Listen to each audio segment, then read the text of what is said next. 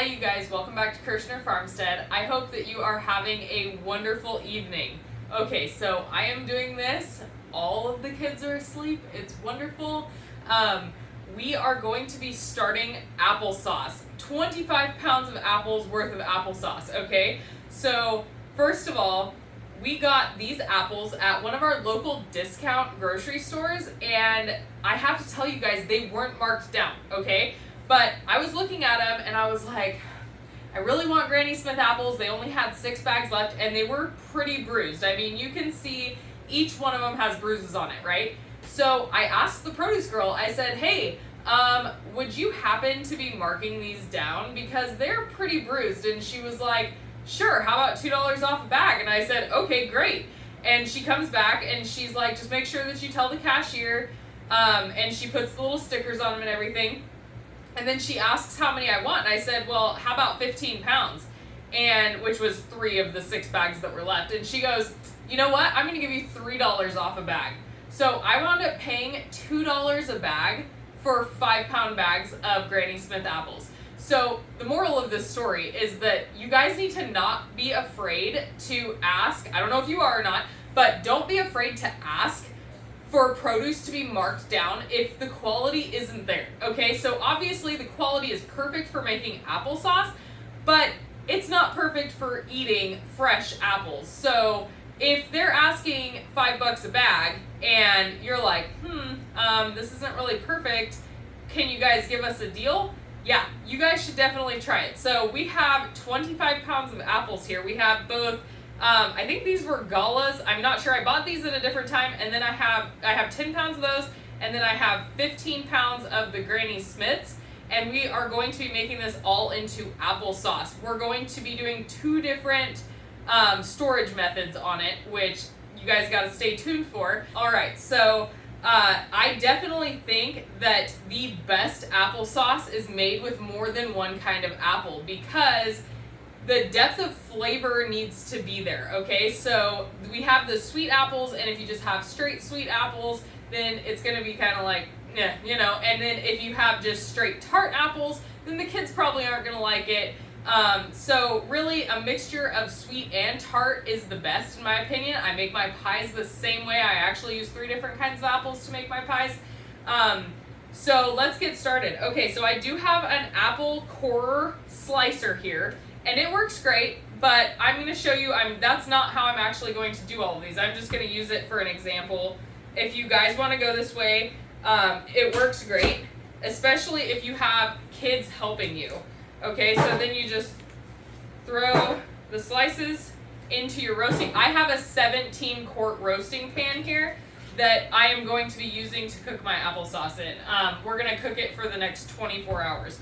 All right, so the big apples, it's going to be this easy. You're going to cut it in half, and then cut them in half again. Make sure that you keep your fingers out of the way. And then you are going to, at an angle, cut the core out, okay?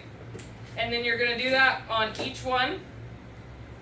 You want to make sure that there are no seeds left in your apples, because I don't know if you guys know this or not, but apple seeds are in fact poisonous. Oh, and about the skins. Okay, so I do not remove the skins from my apples to make applesauce, and this is why. I puree it at the end, okay? So apple skins have so many of the vitamins and minerals and nutrients that you need in the skin of the apple. So don't peel the apple skin if you don't need to, okay? There is vitamin K, vitamin A, vitamin C, potassium, and calcium in the skins of apples. And the percentages are actually, I won't say exactly, but the percentages are actually much higher of concentration in the skin than it is in the actual peeled fruit. So you want to keep that nutrients in there.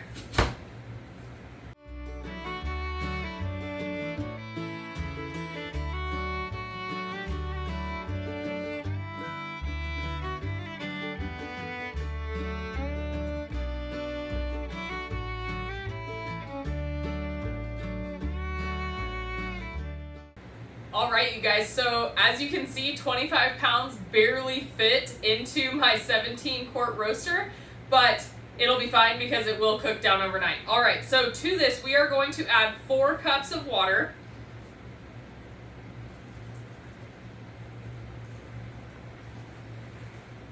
And the water is really just to prevent the apples from burning to the bottom while they're heating up, because the apples are going to release a lot of their own juices before this whole cooking process is done, but we just don't want them to burn in the meantime. And then we are going to use 1 cup of lemon juice. You can also use apple cider vinegar for this. It's just to raise up the acidity of your apples.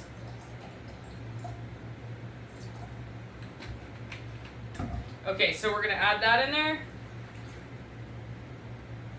And then we are going to sprinkle the top with cinnamon, okay? I have never measured this before. I just add in cinnamon. You know how they say that you should let the spirits of your grandmothers tell you when you're done with seasoning? That's kind of how I feel about cinnamon and applesauce, okay? So I probably used a solid 3 tablespoons there. Could be more, but just do it until, just do it to taste. Okay, so we are going to put the lid on it, and we are going to turn it to 200 degrees overnight. We don't want it super hot, we just want it on a low heat, and we're going to let it cook until tomorrow. All right, you guys, we will be back. Bye. Okay, you guys, so about halfway through the cooking process, we used our brand new immersion blender, and we pureed the applesauce up really nicely. Good morning, you guys, and welcome back. All right, so it has been a little over 24 hours since we saw you last. I am going to be showing you 2 different ways to store your applesauce, one long-term and one short-term. Okay, so the long-term one, of course, is going to be canning. We are going to be water bath canning today. And then the second way to store is going to be in pouches. Okay, I know that a lot of people love to buy applesauce pouches for their kids' lunches, and this is going to be a super cost-effective and simple way to make your own applesauce pouches for your kids, or for yourself. Okay, so those are going to be stored in the freezer. And first things first, we are going to take 4 cups of applesauce out of our pot, okay? This is going to be for the pouches.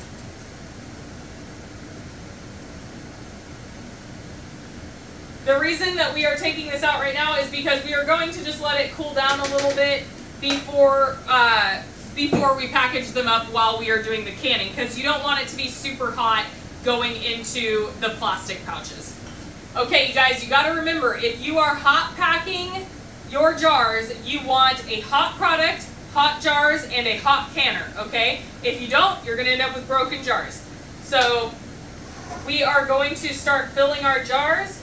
You want to have a 1/2 inch of headspace at the top. So if you've watched my other videos, you will know that there is a ring in your canning funnel that will show you a 1/2 inch, and that's where you want to fill up to. If you do not have a canning funnel, then you're going to fill it up to the first ring up on your jar, right there, okay? You only want to fill up as many jars as your canner can hold. You want to leave the rest of your product in your pot and warm so that it doesn't thermal shock your jars. It actually looks like we're not going to have much more though. So I think whatever's left, I'm just going to put in the fridge and give to the kids for lunch today or tomorrow.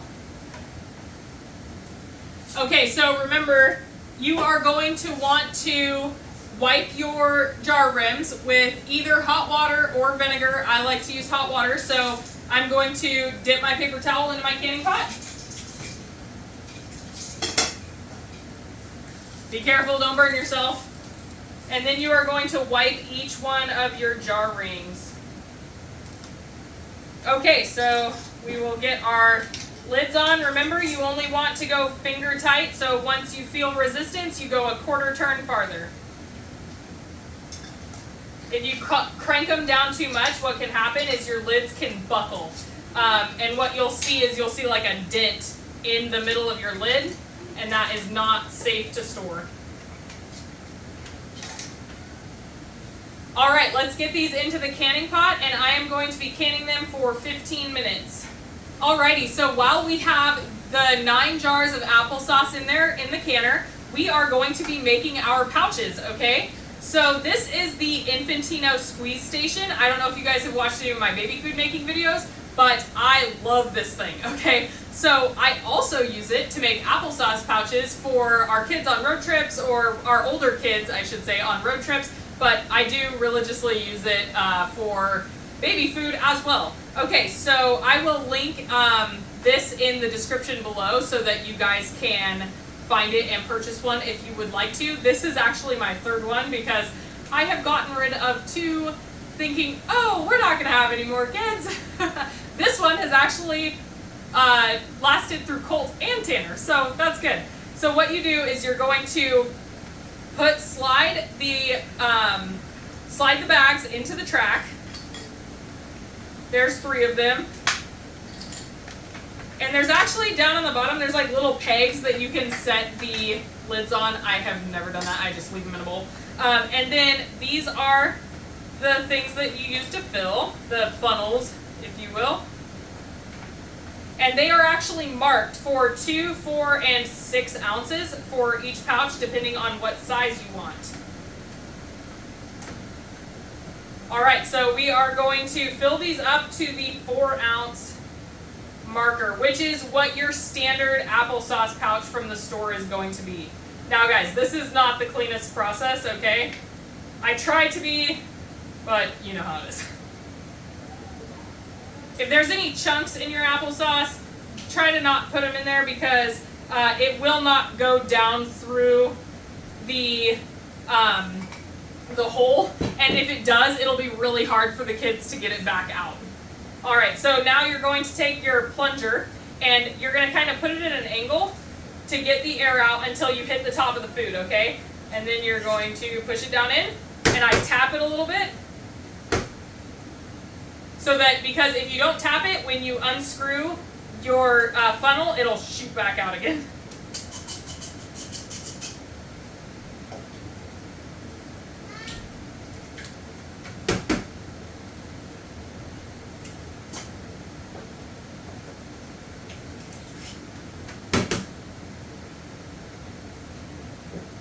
Alright, so now you are going to take them off and put your lids on them. Now, if your product is warm or really cold, it's hard to write on your bags. So if you would like to write on your bags before you fill them, then you can do that. I normally don't because I never know exactly how many I'm going to end up with, which I could measure it out and make sure like exactly, but it never ends up that way.